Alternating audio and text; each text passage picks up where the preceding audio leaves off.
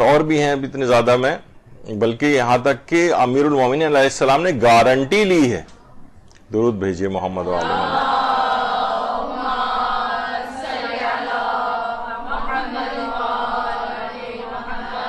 ایک گارنٹی وہ خود دے، جو شخص مجھے صلہ رحمی کی ضمانت دے دے میں اسے خاندان میں محبت کی، مال میں وسعت کی، عمر میں برکت کی اور جنت میں جانے کی ضمانت دیتا ہوں.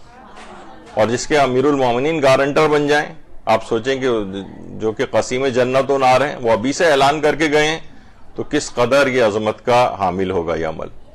اور حضرت امام جعفر صادق علیہ السلام فرماتے ہیں صلی اللہ علیہ محمد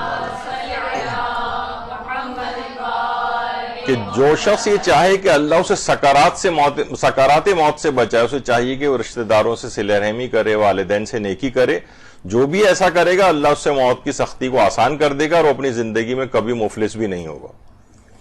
تو آپ یہ دیکھیں رشتہ داروں سے صلہ رحمی یعنی سکرات موت کتنا خطرناک ترین مرحلہ ہے. سوچ کر انسان کے رونگٹے کھڑے ہوتے ہیں کہ وہیں سے ہی تقریباً اس بات کی ابتدا ہو جائے گی اور اس کو اندازہ ہو جائے گا کہ میرا انجام کیا ہوگا.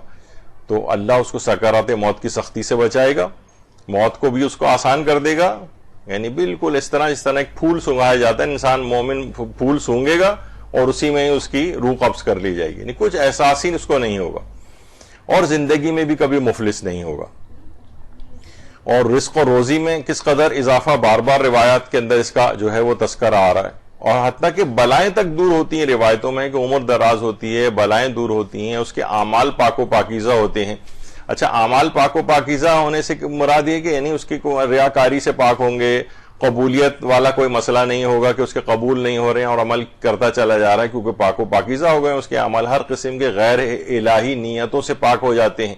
یعنی مکمل اخلاص کے ساتھ عبادت کرتا ہے. صلہ رحمی جو رشتہ داروں کے ساتھ حسن سلوک ہے، یہ ان سب چیزوں کے فوائد اس کو ملتے ہیں.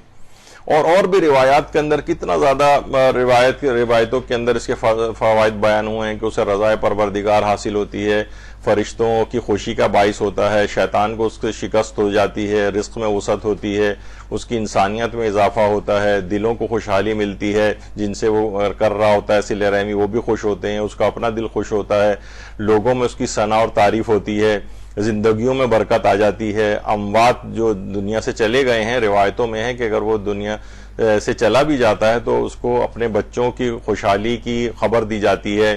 وہ وہاں پر بھی میتیں جو ہیں خوش ہوتی ہیں ان کے حال احوال کو سن کر.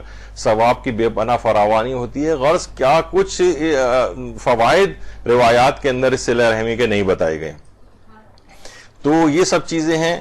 اور حساب کتاب آخرت میں بھی حساب و کتاب کو بہت آسان کر دے گا اور دنیا کے اندر بھی انسان گناہوں سے محفوظ رہے گا.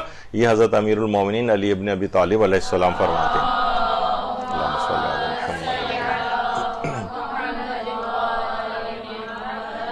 حساب کتاب کی سختی کتنی زیادہ مشکلات کا باعث ہوگی آخرت میں، وہ بھی انسان کا جگر اور ٹکڑے ٹکڑے ہونے لگتا ہے سوچ کر.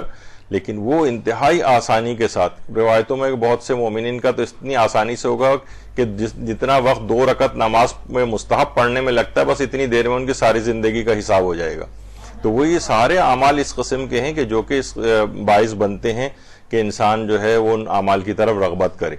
اور کتنی اس کے فوائد ہیں جناب. گناہوں کا کفارہ ہے، گناہوں سے بچتا بھی ہے انسان، موت اس کے لیے آسان ہو جاتی ہے، شہید کا ثواب اسے ملتا ہے اور اس کے اعمال پاک و پاکیزہ ہو جاتے ہیں اور آسانی کے ساتھ پل صراط کو عبور کر لیتا ہے، آسانی کے ساتھ حساب ہو جاتا ہے، عاقبت اس کی بخیر ہو جاتی ہے. ایک ہوتا ہے کہ ساری زندگی اچھی گزاری، آخر وقت میں ایمان ہاتھ سے نکل گیا، اس کا آخری وقت میں بھی ایمان حفاظت کے ساتھ رہتا ہے، پروردگار اس کا پشت پناہ اور حامی بن جاتا ہے، اللہ کا دوست اور محب ہو جاتا ہے. جس کا اللہ دوست ہو جائے اس کو تو کوئی مسئلہ ہی نہیں ہوگا. گناہوں کا کفارہ ہو جاتا ہے اس کے لیے. یعنی کہ ایک اتنے آثار معنوی ہیں اس صلہ رحمی کے کہ جس کی کوئی حد اور انتہا نہیں.